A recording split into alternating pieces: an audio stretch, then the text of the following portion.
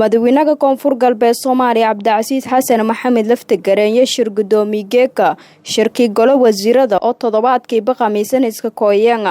shirkiyantii uu dareeray warbixin shal dubalanku ku dhuunsaday wasiirka amniga koonfur galbeed dhalinyarada kalluumaysiga boostada isgaarsiinta madaga laanta dareerka jinsiyado xarunta koonfur galbeed shirka oo saacado badan qaadi oo saxaafadan banaanka ku roogday iyo markii uu soo dhamaaday wayba saxaafadan ku warbiyay walyaabo ka hadalay wasiirka wasaaradda warfaafinta ugaas Xasan Cabdi Maxamed waxyaabaha maanta shirka golaha wasiirada dawlad goboleedka koonfur galbeed Soomaaliya la isku soo qaaday waxa kamid ah warbixin guud ahaan laga dhageystay wasiirka wasaaradda amniga koonfur galbeed Soomaaliya sidoo kale warbixin guud oo laga dhageystay wasiir ku-xigeenka wasaaradda dhalinyarada iyo sportiga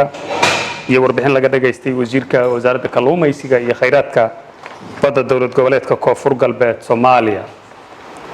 wasiirka wasaaradda amniga dawlad goboleedka koonfur galbeed Soomaaliya mudane Isaaq Cali Subag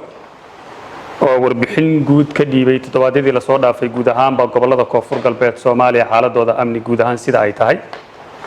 iyo wuxuu sheegay wasiirku in ciidamada kala duwan kuwa qaranka Soomaaliyeed kuwa koonfur galbeed iyo amisom isgarabsanaya ay toddobaadkii la soo dhaafay dabayaaqadiisii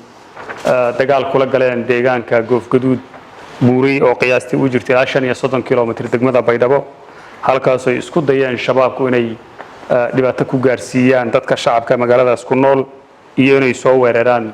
deegaankaas hoos yimaada degmada Baydhabo sida wasiirka uu sheegay waxa halkaas loogu geystay dhibaato aad u fara badan iyadoo qiyaastii dhimashada shabaabka looga dilay deegaankaas dagaalka ay soo qaadeen ay gaarayso ilaa 30 qof iyo in ka badan dhaawacyaduna sida wararka lagu helayo intaas ka sii badan yihiin sidoo kale wasiir ku-xigeenka wasaaradda dhalinyarada dawlad goboleedka koonfur galbeed Soomaaliya Abaaw Suufi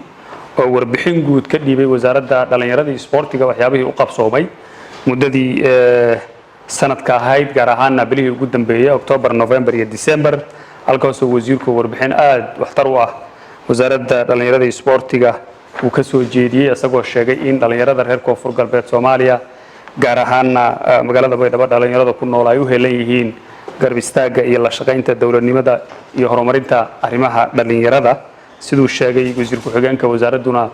toddobaadkii la soo dhaafay uu ka socday olole loogu magac daray safarka nabadda oo isugu yimaadeen kooxo kala duwan oo ka dhisnaa magaalada Baydhabo iyadoo gabagabadiina shalayto la soo gabagabeeyay sidoo kalena wasiirku uu sheegay safar uu ku tagay degmada Xudur ee xarunta gobolka Bokolna kulamo kala duwan uu la soo yeeshay dhalinyarada ku sugan degmada Xudur iyo gobolka Bokol inta Shukri Ismaaciil Axmed idaacadda TV-ga Warsan Baydhabo